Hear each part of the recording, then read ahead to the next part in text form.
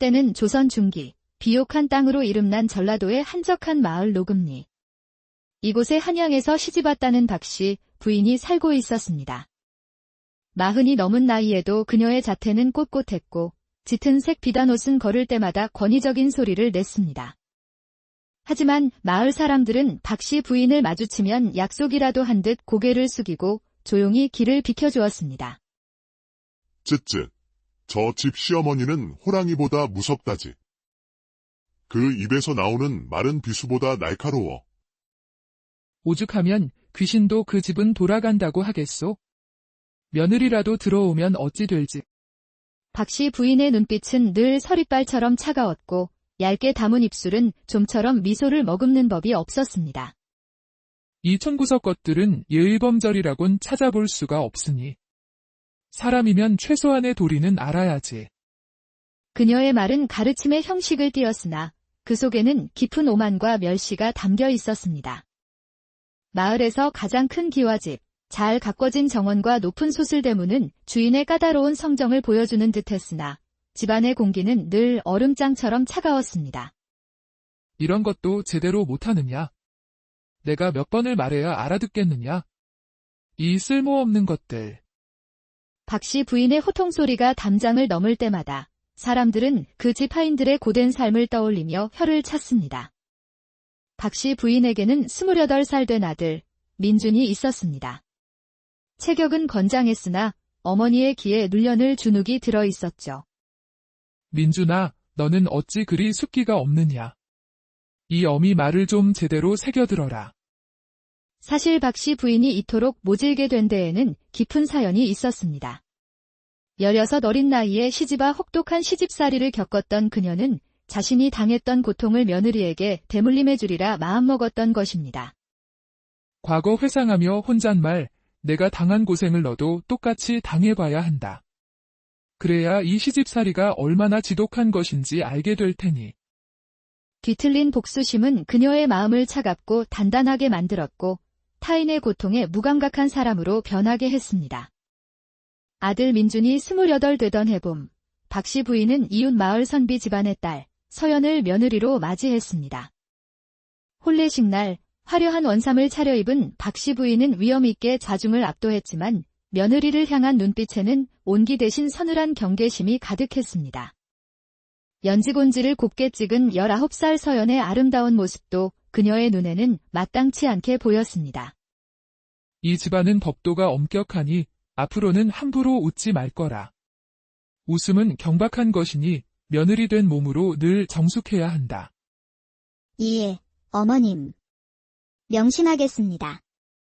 혼례 첫날 밤, 박씨 부인은 핑계를 대며 신방을 들락거렸고 급기야 촛불까지 끄라고 명하며 신혼부부를 방해했습니다.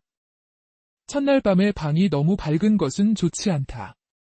어서 촛불을 끄고 조용히 잠자리에 들 거라. 다음 날, 동이 트기도 전인 일은 새벽. 박씨 부인은 서연을 깨워 부엌으로 내몰았습니다. 며느리라는 것이 해가 중천에 뜰 때까지 잠을 자라니. 당장 일어나 아침 수라를 준비하지 못할까. 서연이 서툴게 밥을 짓는 내내 박씨 부인의 잔소리는 한시도 그치지 않았습니다. 친정에서 대체 뭘 배우고 온 게냐? 밥물도 제대로 못 맞추고 불조절도 엉망이구나. 이러고서야 우리 민준이 밥이나 제대로 얻어먹겠느냐? 서연은 눈물을 삼키며 시어머니의 모진 말을 견뎌냈습니다. 그렇게 서연의 고된 시집살이가 시작되었습니다. 시간이 흘러 어느 무더운 여름날 남편 민준이 갑자기 원인 모를 병으로 자리에 눕게 되었습니다. 서연은 밤낮으로 남편 곁을 지키며 약을 다리고 죽을 끓이며 지극정성으로 간호했습니다. 내년이 제대로 간병을 못해서 애가 저 지경이 된 것이다. 남편이 아파 죽어가는데 눈물만 흘리고 있으니 이래서 계집은 쓸모가 없다. 서연의 마음은 찢어질 듯 아팠지만 시어머니는 그녀의 탓으로만 돌렸습니다. 보름 남짓 앓던 민주는 결국 가을 문턱에서 세상을 떠나고 말았습니다. 장례를 마치자마자 박씨 부인은 서연에게 냉정하게 말했습니다. 이제 볼 일은 다 끝났으니 친정으로 돌아가거라. 이 집에 더는 머무를 이유가 없지 않으냐. 어머님, 저는 이 집을 떠날 수 없습니다. 남편이 살던 이 집에서 수절하며 어머님을 모시고 살겠습니다. 뭐라. 젊은 것이 수절이라니 가당찮은 소리. 당장 친정으로 돌아가 제가 할 길을 알아보는 것이 옳다. 아닙니다. 어머님. 저는 남편을 진심으로 연모했습니다. 다른 사내와는 살 생각이 추호도 없습니다. 며느리가 떠나지 않자 박씨 부인은 아예 서연을 괴롭혀 제 발로 나가게 만들 계획을 세웠습니다. 혼잣말, 내 집에 여우 같은 것이 붙어 살겠다니 두고 보자. 내 반드시 내년을 쫓아내고 말 것이야. 그날부터 서연의 삶은 노비보다도 못하게 되었습니다. 새벽별을 보며 일어나 밤늦도록 잠들지 못했고 집안의 모든 굳은 일은 그녀의 몫이었습니다. 게으른 것. 해가 중천인데 아직도 일이 끝나지 않았느냐? 더 빨리 움직이지 못할까?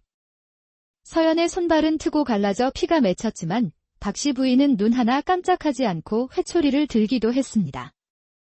어느 날 서연의 아버지가 딸이 걱정되어 보낸 쌀가마니를 박씨 부인이 가로채 장터에 내다 팔아버렸습니다. 이 집에 들어온 것은 모두 이 집의 것이다.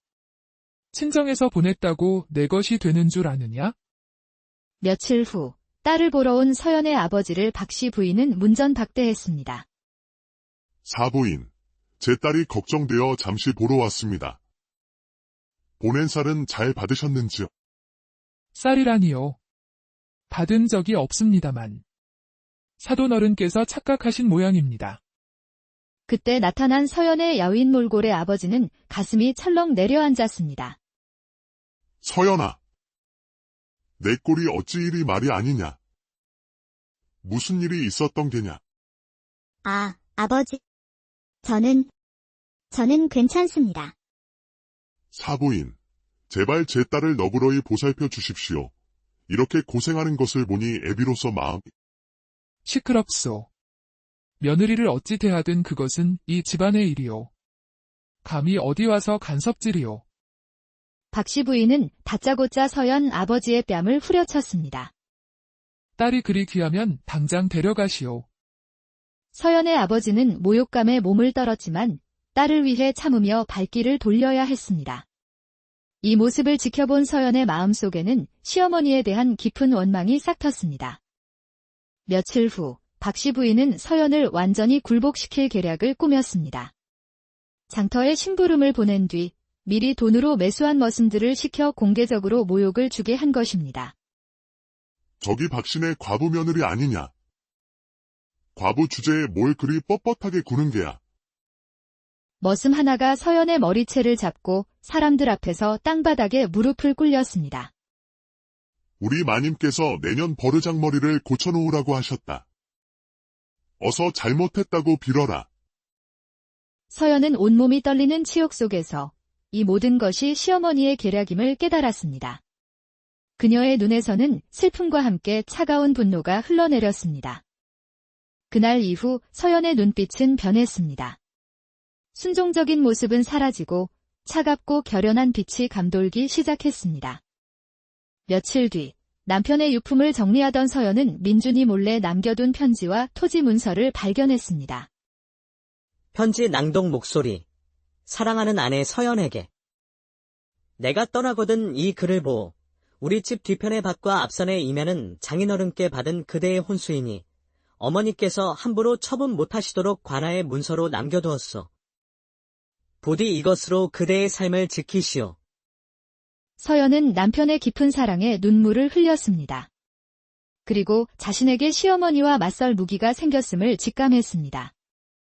그날 밤 서연은 남편의 영정 앞에서 굳게 맹세했습니다.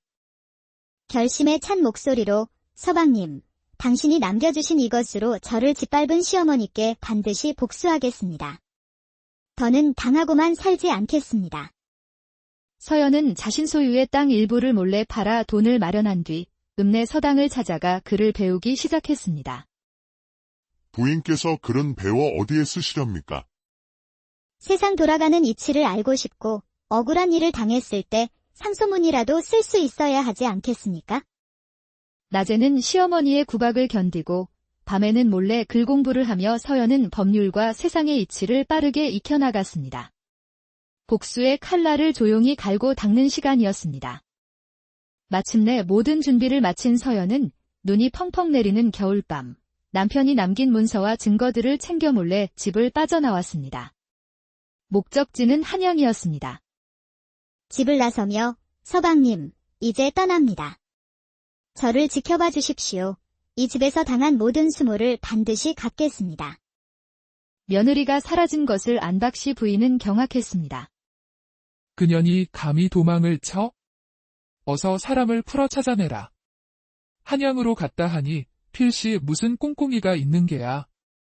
하지만 박씨 부인의 사람들이 한양에 도착했을 때 서연은 이미 관아의 시어머니의 모든 죄상을 적은 상소문을 올린 뒤였습니다.